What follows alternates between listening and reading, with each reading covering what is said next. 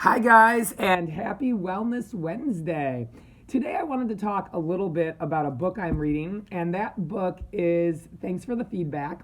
It was recommended to me by Rich Gold. Rich is the COO of M&T Bank. So, for any of you M&T folk watching, your COO recommended this book to me, which I'm loving. And as I was reading the book last night, one of the things I noticed was there's a whole section of this book that completely aligns with a chapter in my book that I wrote probably a year ago, long before I ever knew this book existed. Thanks for the feedback. And as I read, I thought, oh my gosh, I edited this section just a few days ago, and here it's saying basically the exact same thing, which got me really excited. Again, thanks for the feedback. It's paralleling and dovetailing so well with things that I believe, that I've written. And so I wanted to do a video on it and share with you a couple of those concepts. And just real quick before I say anything else, the thing that's most interesting to me about this Thanks for the Feedback book is that it talks a lot, not only, but a lot about the receiver of the feedback. And most books I've seen on crucial conversations or speed of trust or, having those tough, candid coaching talks all sort of focus on the giver of the feedback, the person that's relaying the message. And really, there's two people involved in every kind of conversation where feedback is being interchanged. And this book focuses on the receiver of the feedback, the person that's hearing the feedback. And that's a big difference in my mind than a lot of other books, and a really important place where we can apply focus. I think we forget that when we're getting tough feedback and we're hearing things we don't like, or we've got our own paradigms that don't align with what we're being told about ourselves, we tend to shut down a lot. We tend to get defensive. We tend to block it out. We tend to only hear what we want. And that's a major miss on the part of the receiver. So again, thanks for the feedback. It helps people that are getting tough feedback, and also helps those that are giving it. But I do think this is what makes that book different than other books I've read. The part I wanted to talk about today that I was editing in my book, that I wrote about a year ago, that I've also read in Thanks for the Feedback, has to do about observations we make and how we share that information to other people when we're trying to give them feedback so that they can improve and get better. And one of the things I talk about in my book a lot is how critical it is for feedback to be specific. And a quote I use in my book, it was something I learned at a commercial bank probably 15 years ago, was that quotes equal notes. And so if you're observing somebody do something, it's so critical for you to write down exactly what you're hearing and what's being said and what you're seeing. So not just your judgments of those things. It doesn't help for you to write down, okay, Pamela is being way too aggressive with this person, or John isn't showing enough compassion or empathy, or Sarah really needs to talk about different kinds of things. So-and-so needs to be more consistent. Those words are kind of buzzwords, for a lack of a better word. They mean something to you, and you know what they mean in your mind, but the person hearing them is not going to know what they mean, or they're going to assume it means something different. They're going to decide, okay, here's what that word means based on what I think of the word. And so often when we coach and we say things like that, we're surprised when people don't get better. Like, people don't just start acting in the way that we've wanted them to act. And it's like, what the heck? I gave them this feedback and they said they understood and they took it, and there's not improvement.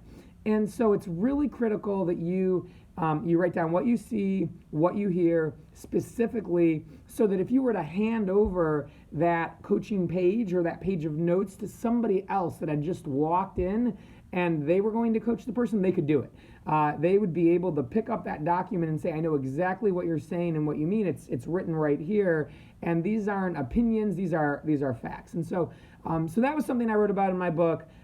What appealed to me in this Thanks for the Feedback book was that it got a little deeper into that, in sharing that ultimately we all make observations of things, right? And so I might see somebody and think, gosh, they're not making enough outbound calls per day to touch enough people to share the great news of what product or service they have to offer. I want them to do that more. Or some people are saying, okay, yeah, we're really interested, but we'll think about it. And the person is saying, okay, well, just call me whenever you're ready, as opposed to, hey, so when can I get in touch with you then? It sounds like you've got some thinking to do. That's great. When may I follow up with you? How's next week? Potentially, it's that the person is talking to centers of influence and heads of organizations. Maybe it's an HR contact. Maybe it's a superintendent of a school district. Maybe it's somebody that manages multiple verticals at a company. And they're missing that moment to say, gosh, I'd love to come and share with your group and your team, what we're doing here and how we think it can help you. Would that be okay to kind of set up a lunch and learn? They're not taking those chances. That's the observation. But what we'll do is, because we so subconsciously want to file something away into our brains in a cabinet with a paradigm that we have, or a judgment that we have, or some lens through which we see the world, we'll say, you're not being aggressive enough. You're not being proactive enough. You're not taking enough initiative. And so the person hearing you doesn't get all of those specific examples that I just described. Instead, they hear, okay, proactive, I need to be more aggressive, I need to be more assertive, I need to take more initiative. And so the very next day, what you might notice is that they're standing by the door and kind of bamboozling people, or sort of jumping on people and saying, hi, welcome to the bank or the company. What can we do for you today? What can we sell you? We really want to make sure you go home with something today.